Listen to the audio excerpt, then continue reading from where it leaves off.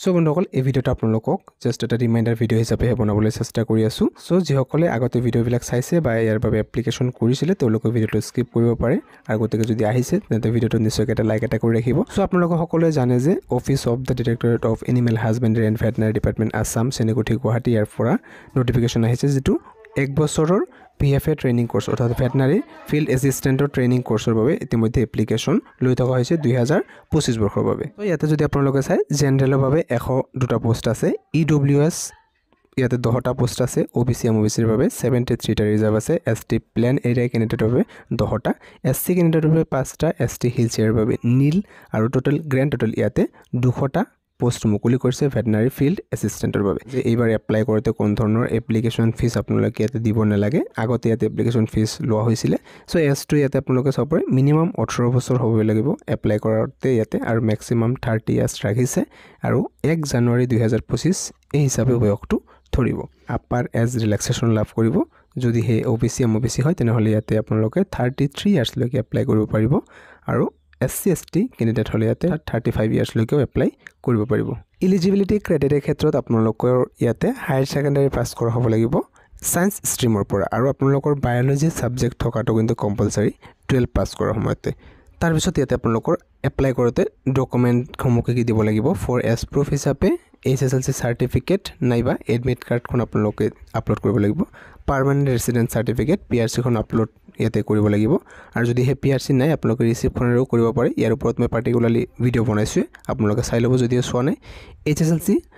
equivalent marksheet তাৰ পিছত higher secondary যেটো মাৰ্কশিট আছে সেইখন তাৰ পিছত ৰিসেন্ট পাসপোৰ্ট সাইজ ফটোগ্ৰাফ আৰু আপোনালোকৰ ফটোগ্ৰাফৰ কালাৰটো ইয়াতে হোৱাইট দিব কোৱা হৈছে scan copy of signature of the candidate আৰু লগতে কাষ্ট সাৰ্টিফিকেট যদি কোনো ক্যাটাগৰীৰ পৰা বিলং কৰে বা EWS সাৰ্টিফিকেট আৰু EWS সাৰ্টিফিকেটৰ আপোনালোকৰ ফাইনান্সিয়েল ইয়াৰ 2024-25 এই ফাইনান্সিয়েল ইয়াৰৰ সাৰ্টিফিকেটখন ইয়াতে বিচাৰিছে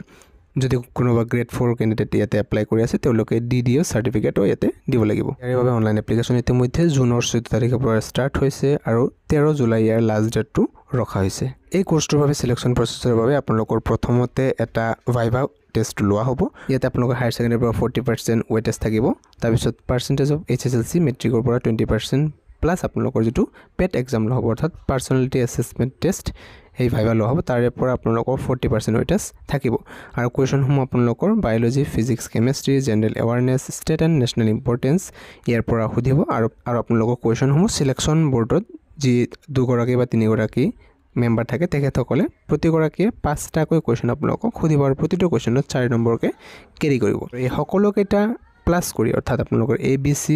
হায়াৰ সেকেন্ডাৰী পাৰ্সেন্টেজ মেট্ৰিকৰ পাৰ্সেন্টেজ ভাইভাৰ মাৰ্কস ইয়াতে প্লাস কৰি ফাইনাল মেৰিট লিষ্টটো প্ৰিপেয়াৰ কৰিব সো ইয়াতে 13 জুলাইত লাষ্ট ডেট ৰখা হৈছে আৰু ইয়াৰে এপ্লাই কৰাৰ পিছত যিসকলে এলিজিবল হ'ব অৰ্থাৎ যিসকলৰ ডকুমেন্ট সমূহ সকলো ওকে থাকিব বা এপ্লিকেশ্যনৰ কোনো ধৰণৰ ভুৱা তথ্য নহমাব সকলো ঠিকে থাকিব তেওঁলোকৰ কল লেটাৰ বা এডমিট কাৰ্ড ডাউনলোড হ'ব আৰু ডাউনলোড হোৱাৰ পিছত তেওঁলোকে ইয়াতে পাৰ্সোনালিটি এসেসমেন্ট টেষ্টৰ বাবে এটেন্ড কৰিব লাগিব আৰু সেই টেষ্টত যদি কোৱালিফাই কৰে নেক্সট যেটো লিষ্ট এখন প্ৰকাশ কৰিব সেই লিষ্টত যিসকলৰ নাম থাকিব তেওঁলোকে ইয়াতে 1 বছৰীয়া কোৰ্সৰ বাবে এডমিশনটো লাভ কৰিব there will be only one merit list category wise that is general OBC MOBC SC ST PST H and EWS separately against 200 seats 200টা সিটৰ এগেইনষ্টত ইয়াতে category wise এটা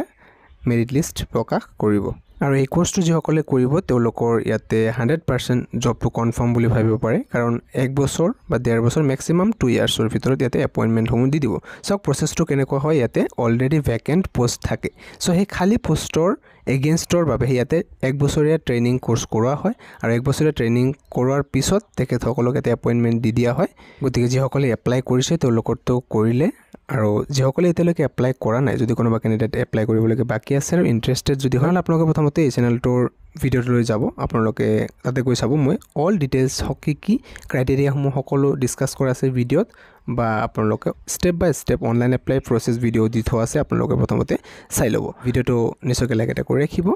চেনেলটোত প্ৰথমবাৰ আহিলে সাবস্ক্ৰাইব কৰিব পুনৰ নতুন এটা ভিডিওত লগ পাম এতিয়ালৈ সামৰিছো ধন্যবাদ